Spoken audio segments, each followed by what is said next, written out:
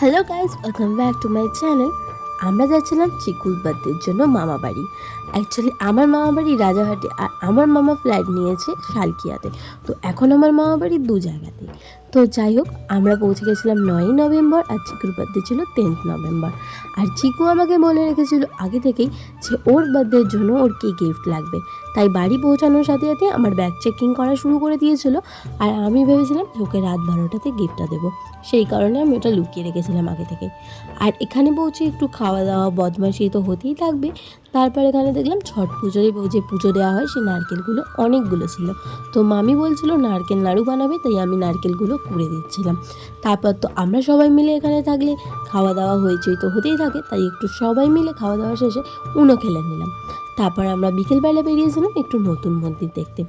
আর আশা করছি তোমরা সবাই এখন জানো এই নতুন মন্দিরটা ঠিক কতটা ফেমাস। তো সমস্ত ভিডিওতে এখন এটা ভাইরাল চলছে। আমরা এই নতুন মন্দিরটা অনেক ছোটোবেলা থেকেই চিনি, আর আমরা অনেকবার এসেছি। কিন্তু এই গুহার ভেতরে যে এতগুলো মন্দির আছে এর আগে আমি কখনো জানতাম না। আমি জানি না কেন এই দিকটা কোনো দিন আসেইনি, যখনই এসেছি মেন মন্দিরে পুজো দিয়ে চলে গেছি। তো যাই হোক, এবার এসে প্রত্যেকটা শিবলিঙ্গ দর্শন করলাম। আর একটা ছোট্ট গুহার ভেতরে যে এতগুলো মন্দির একসাথে বানানো যায় সেটা নিজের চোখে না দেখলে বিশ্বাসই করতে পারবেন না। প্রত্যেকটা মন্দির খুব নিখুঁতভাবে তৈরি হয়েছে। আশা করছি আপনাদের খুব ভালো লাগবে। ভিডিওর মাধ্যমে অবশ্যই কিন্তু দর্শন করবেন। আর আমি বলবো এই মন্দিরটায় অবশ্যই একবার হলেও কিন্তু এসে দেখবেন। তারপর তো এখানে আমরা মেন মন্দিরে এসে সমস্ত ঠাকুরকে দর্শন করে নিলাম। আর নেক্সট পার্টে আমরা দেখাবো বার্থডের নেক্সট দিন কী কী হলো। আজকের মতো